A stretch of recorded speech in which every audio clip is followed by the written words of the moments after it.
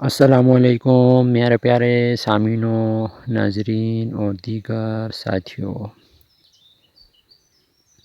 آپ کو خوش آمدید کہتا ہوں۔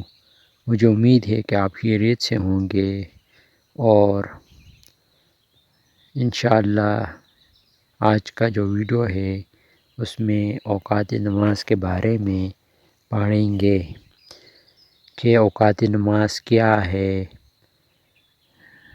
فجر، ظہر، عصر، مغرب اور عشاء کے اوقات کس وقت سٹارٹ ہوتے ہیں اور اس کا دورانیہ کتنا ہوتا ہے، اور اس کے ساتھ ساتھ مثل اور شفق کیا ہے اور ان کے درمیان کیا فرق ہے۔ آئیے اب ویڈیو کی جانب چلتے ہیں اور پڑھتے ہیں اوقات نماز۔ فجر، صبح کی نماز کو فجر کی نماز کہتے ہیں۔ یہ نماز طلوع آفتاب سے پہلے ادا کی جاتی ہے۔ فجر کی نماز کے وقت کا آغاز صبح صادق کے ظاہر ہونے پر ہوتا ہے۔ اسی کو فجر ثانی بھی کہتے ہیں۔ صبح صادق وہ سفیدی ہے جو سورج نکلنے سے تقریباً 1.5 گھنٹہ پہلے آسمان کے کناروں میں پھیلتی ہے۔ فجر کی نماز کا وقت اس وقت تک ہے جب تک آفتاب طلوع نہ ہو۔ ظہر، جو نماز دوپہر کو سورج ڈھلنے کے بعد پڑھی جاتی ہے اسے ظہر کہتے ہیں۔ ظہر کا اول وقت سورج ڈھلنے کے بعد شروع ہوتا ہے، جبکہ سایہ ایک مثل ہو، یعنی اگر کسی چھری یا لکڑی کو سیدھا کھڑا کیا جائے تو اس کا سایہ اس چھری کی لمبائی کے برابر ہو، وہ ایک مثل کہلائے گا۔ ظہر کا آخری وقت امام ابو حنیفہ رحمۃ اللہ علیہ کے نزدیک یہ ہے کہ ہر چیز کا سایہ اصلی سایہ کے علاوہ 2 مثل یعنی دگنا ہو جائے۔ عصر، تیسری نماز کو عصر کہتے ہیں۔ یہ نماز سورج کے چھپنے سے 1.5-2 گھنٹے پہلے پڑھی جاتی ہے۔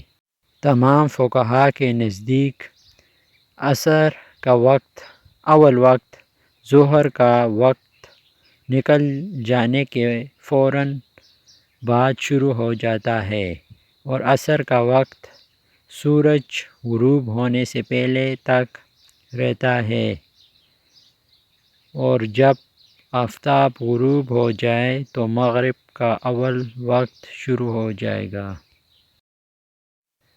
چوتھی نماز مغرب ہے، جو شام کو سورج چھپنے کے بعد پڑھی جاتی ہے۔ مغرب، جب آفتاب غروب ہو جائے تو مغرب کا اول وقت ہے۔ مغرب کا آخری وقت اس وقت تک رہتا ہے جب تک شفق نہ چھپے۔